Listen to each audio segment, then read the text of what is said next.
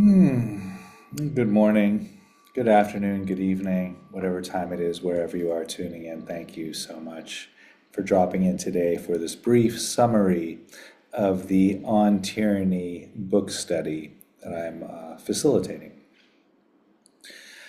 So if you couldn't make today's session, today was chapter 2. But before I jump into the topic today, I just want to mention a little bit about my own background. I am a certified mindfulness facilitator, and I've been practicing meditation and mindfulness for about 40 years. Deeply trained in the Buddhist traditions, both Zen, Tibetan, and Theravada. That's most of my training. Although I'm also very, very extensively trained in the Western medical models of mindfulness. I'm a certified clinical trauma professional.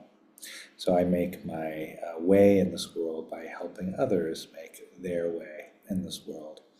And that's really the spirit of why I'm offering this book study.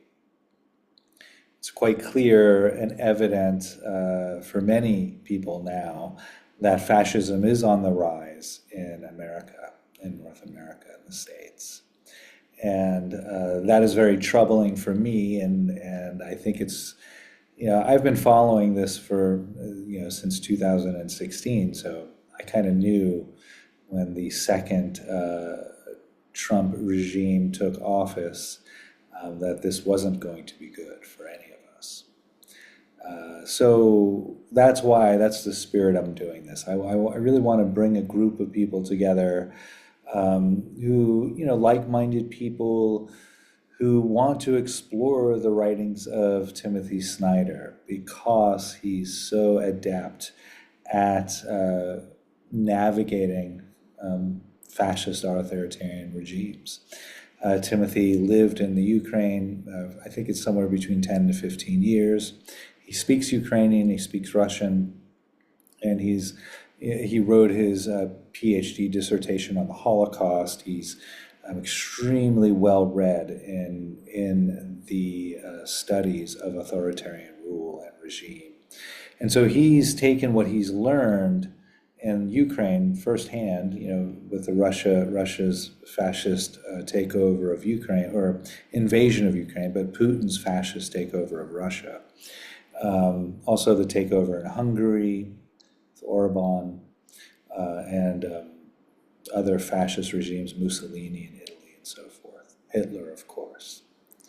Right, so we get Timothy Snyder's expertise and knowledge. He is a Yale tenured professor, really brilliant mind on this individual. He speaks 5 European languages and reads in 10 European languages. So he's not to be underestimated, let's say. He wrote this beautiful book on tyranny. It's very small, very thin.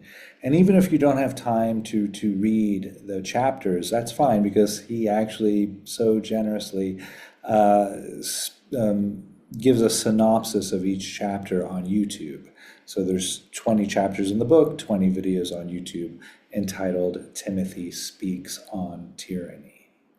And so we're going to watch the second of those two right now. And then I will sort of briefly summarize what came up in our meeting. I'll probably show another video in way of doing that, but we'll get there. I don't want to get ahead of myself. There we are. So I'm a tech crew of one, so I appreciate your patience as I get organized here. And here we go. Enjoy Timothy Snyder on Tyranny, Chapter 2.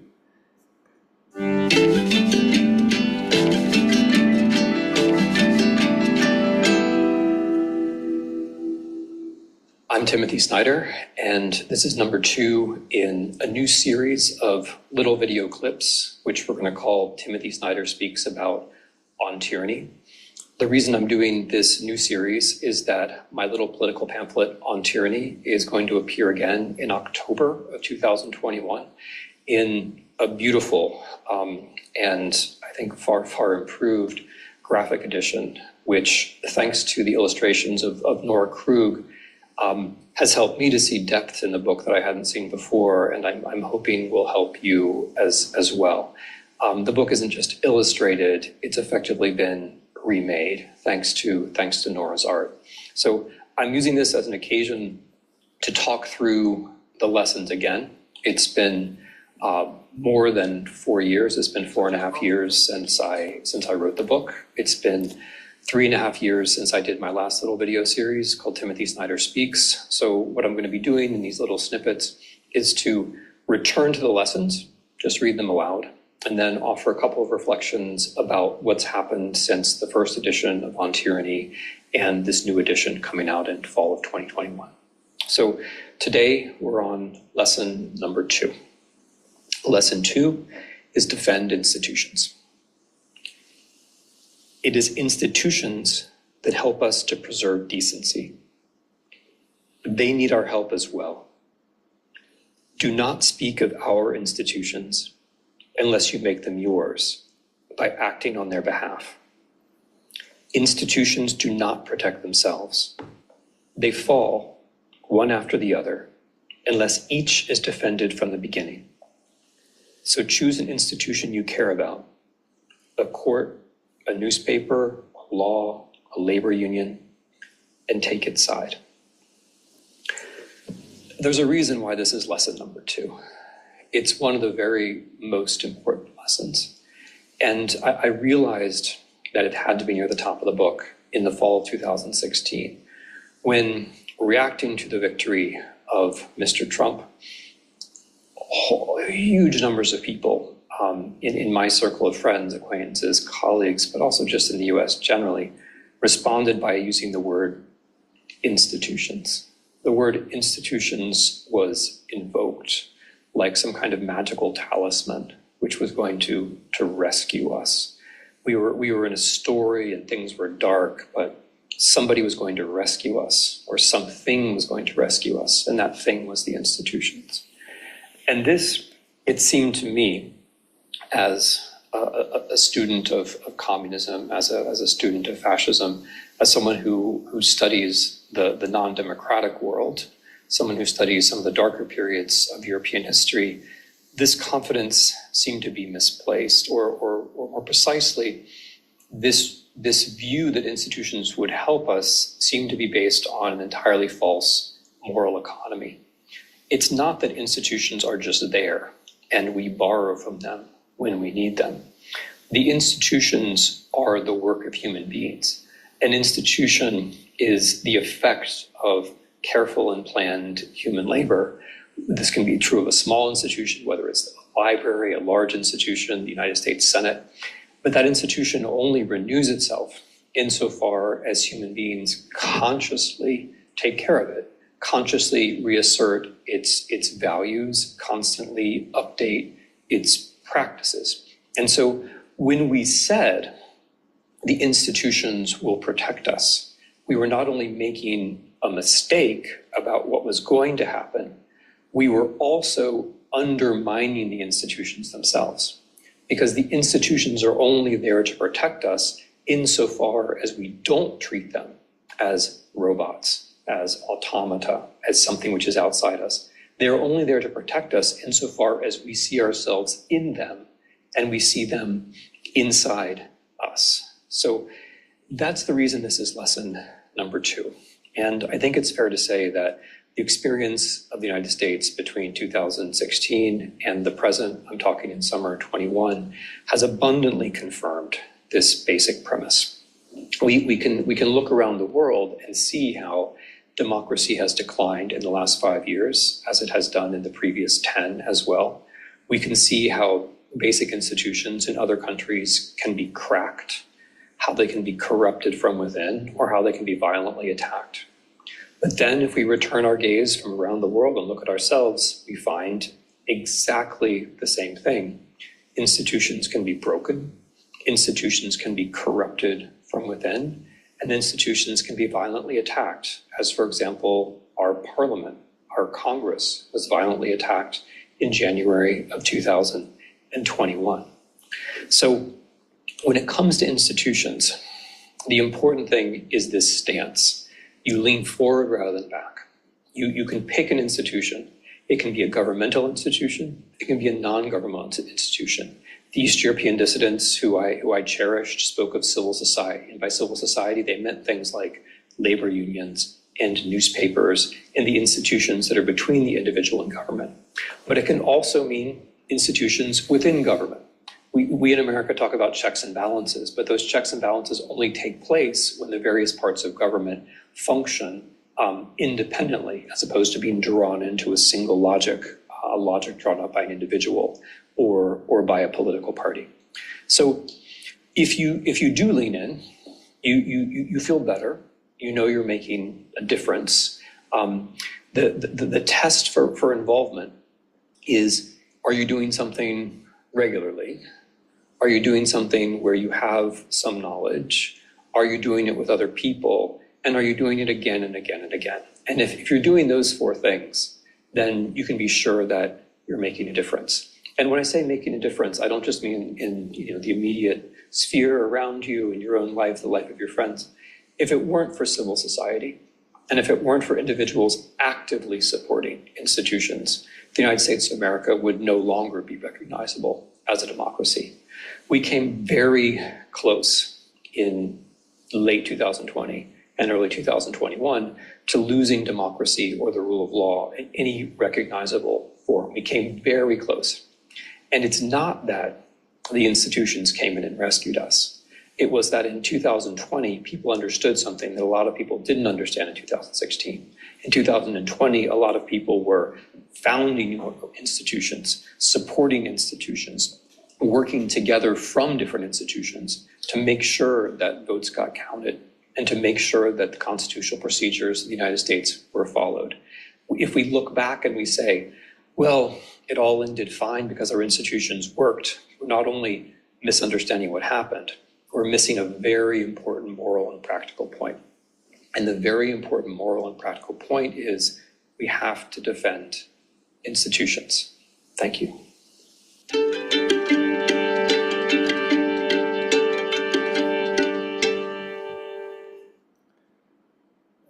me go ahead and stop YouTube before we go into the next one. Yeah, so Timothy saying a lot there in just 8 minutes. And I love, all of the, encouragement that these are things we can do, right? And so often when I've talked to friends and family members and strangers in settings like this one or others, I'll just get the shoulders up and like, what can I do?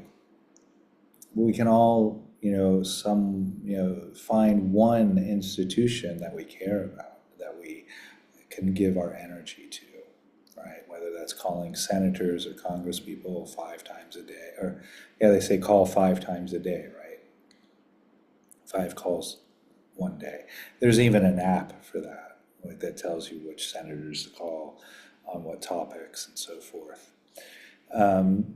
Also, an institution that really needs our support right now is the Department of Education.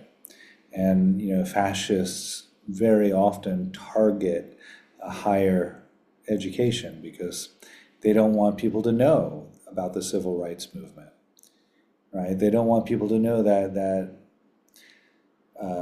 the everyday person, you and me, when we unite together, we can fight for our rights and be victorious. They want to take that lesson out of history and replace it with the idea that great things only happen by great white men, right? And so this is very important that we maintain a high level of education, a free education. Already the attack on education is happening in places like Florida and Alabama, Georgia, where they're teaching a whitewashed version of slavery, right? And this is why Rump, my nickname for Trump, Rump, is whitewashing the Smithsonian Museum. So we have to be on guard on that. So if you can, support your local colleges or support the Department of Education, or speak again, calling Congress, letting them know how important free and fair education is. Really, democracy depends on it. For more about that topic, you might want to check out Jason Stanley, another tenured Yale professor on the topic of fascism. Wonderful writer, wonderful teacher and professor. His book, really outstanding book, I loved it, called Erasing History. Erasing History. Really talking about the importance of, again, a free and fair education. So we talked a lot about that in the group. I did mention I would bring up another video, and if I can do that, it's on my Facebook page. If I can do that without revealing my Facebook page, I will. So I'm checking that out now as I'm talking. So the topic of this video is American exceptionalism. American exceptionalism. And, this is another thing like education, that fascists tend to key into and exploit. Like if there's a country that has this idea that, oh, it can't happen here, that kind of idea, fascists are very good at keying in on that and really exploiting that, the disbelief, right? Oh yeah, it'll never happen in America. Whoop, that's not it. It'll never happen in America. That happens, fascism is something that happened in Italy a long time ago. Or, fascism is something that happened in Germany in the 1930s, but it'll never happen here. That kind of thought process leaves the window open for it happening here. And here's Timothy Snyder speaking about that. Let me bring. But anyway, but the political method, the historical method. And I think I can do this comfortably. So here we go. Enjoy this. This is only a 2-minute video. So.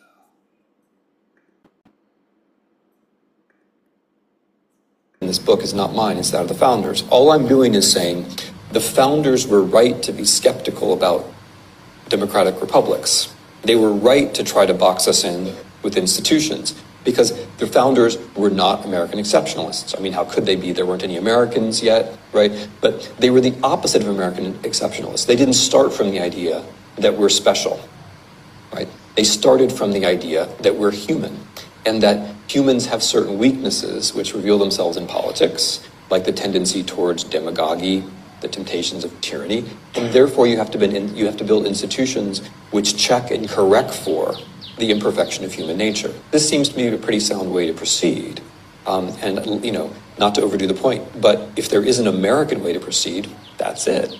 That's it. Not the idea that we're exceptional. That's the opposite. The idea that once you say we're exceptional, or it can't happen here, you're not only going away from our own constitutional traditions, you're making it happen here, right? That very argument, it can't happen here, is participation in the making it happen here. What I'm stressing now is that it's the very opposite of what the Founding Fathers thought. The Founding Fathers thought, we have to learn from the failures of people who were perhaps wiser than we and build institutions that correct for the problems of human nature. So that's the method I'm following.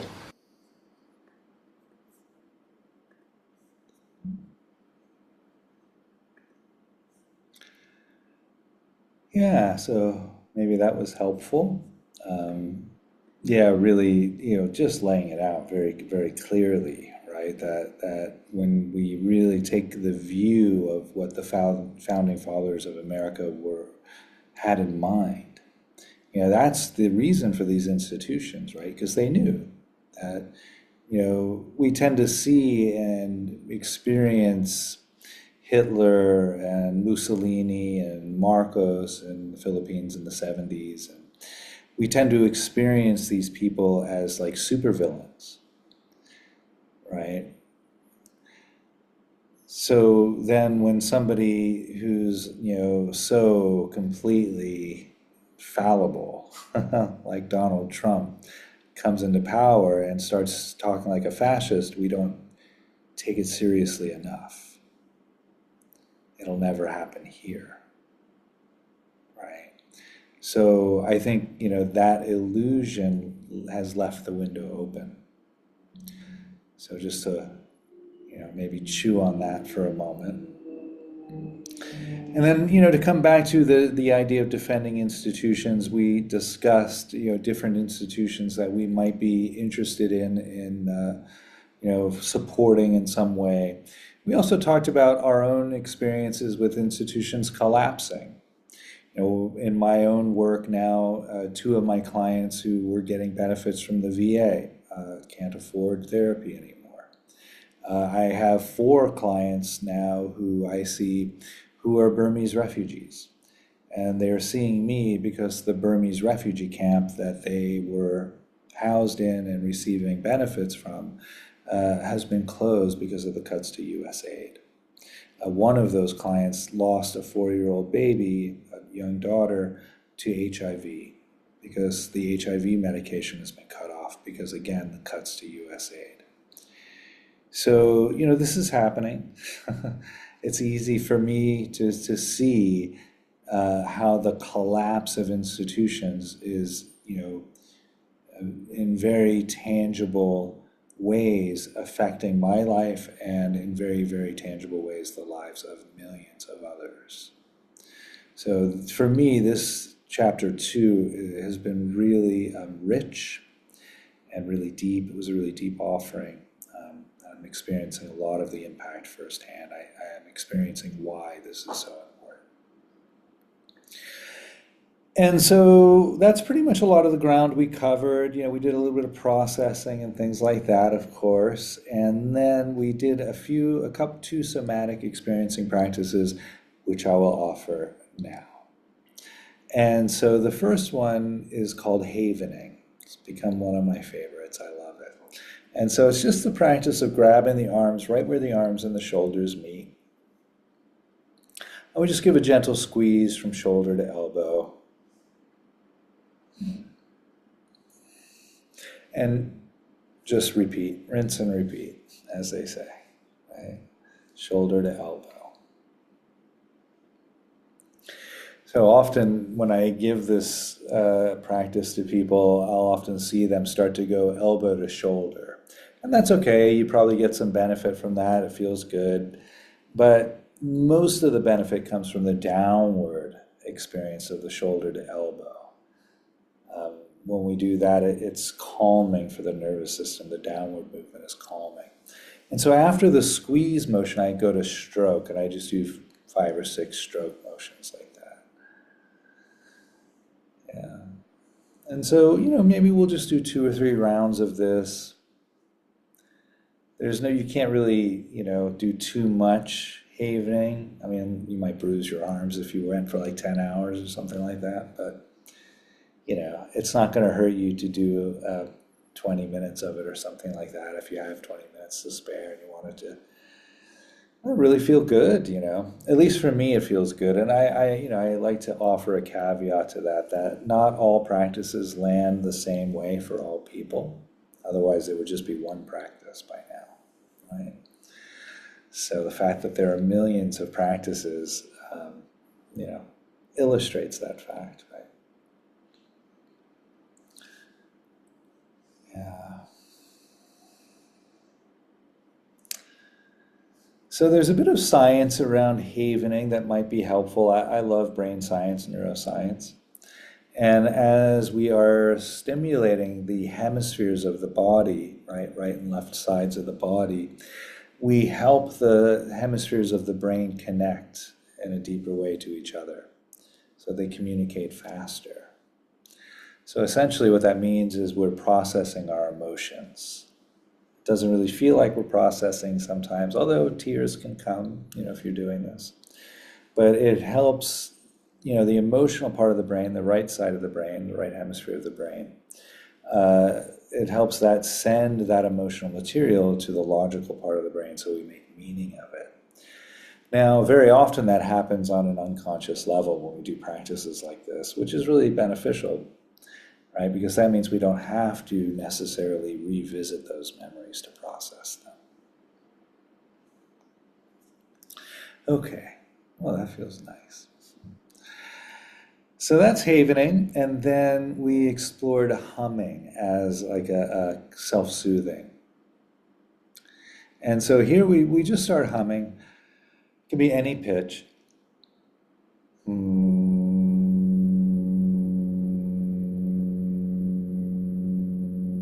just noticing where you're feeling the vibration. Might be at the lips or the throat, maybe the chest. We'll do that a couple of times though.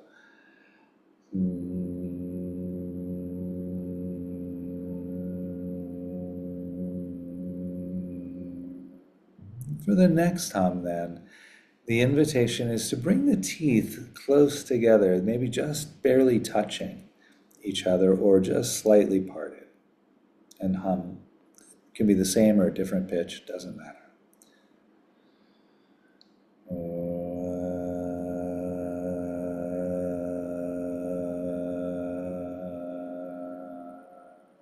The idea here is to start to feel the vibration maybe in the jaw, the cheekbones. You might feel it in the forehead or the top of the head. I'm feeling it all the way down in my back today.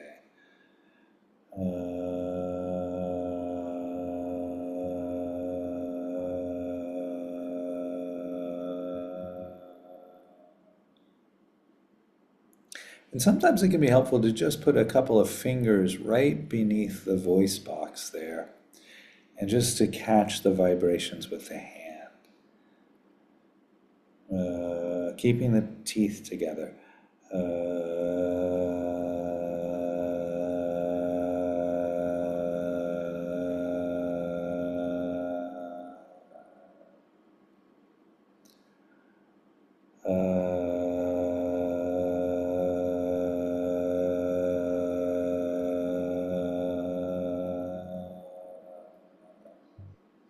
Then we can try placing a hand gently on the top of the head.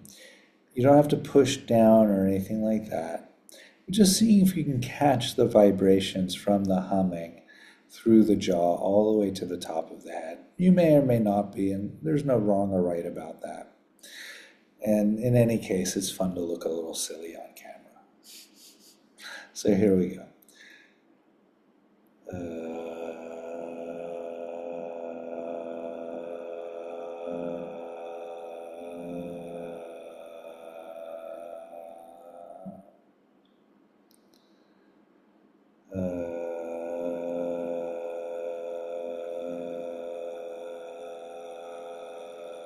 And you might try different pressures with the hand or different pitches with the voice.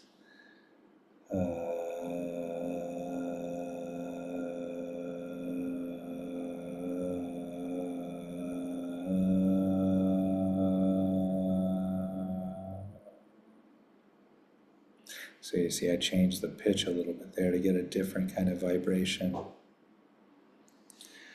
That was helpful for me, although my eye is a bit stingy. You may be noticing that too in the camera. My eye is a little swollen because I have a bit of an eye infection. I managed to scratch the surface of my eye with my contact lenses. So I have a new pair of glasses coming in, hopefully later today or tomorrow, and hopefully that'll remedy the situation. Thank you for being here, and thank you for your concern on what's happening in America. And this is no small matter. As we read our history, we know that fascism very rarely stops at the borders. This is quickly becoming a worldwide crisis. So pay attention and do stay safe as best you can. I'll be back here in a week doing chapter 3. I'll be posting this in all of my platforms and things like that. So if you can make the next week's session live, chapter 3, it's turning into, some seeds are being planted for a really healthy and healing community experience. That's really what I'm going for with this. Trauma isn't only what happens to us, but it's what happens to us in the absence of an empathic other or others.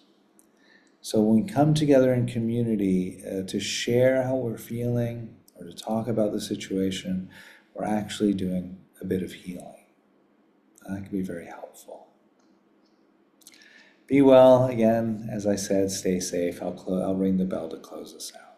Thank you so much. Oh, I did want to mention one thing. Some of you may know I'm doing a bit of parody music around the world crisis that's erupting in America, the fascism there. I did a thing with chapter 2 from Timothy Snyder's book on Simon and Garfunkel's The Sound of Silence. And I'll post it in the group and everything as well. So if you like that kind of thing, please enjoy.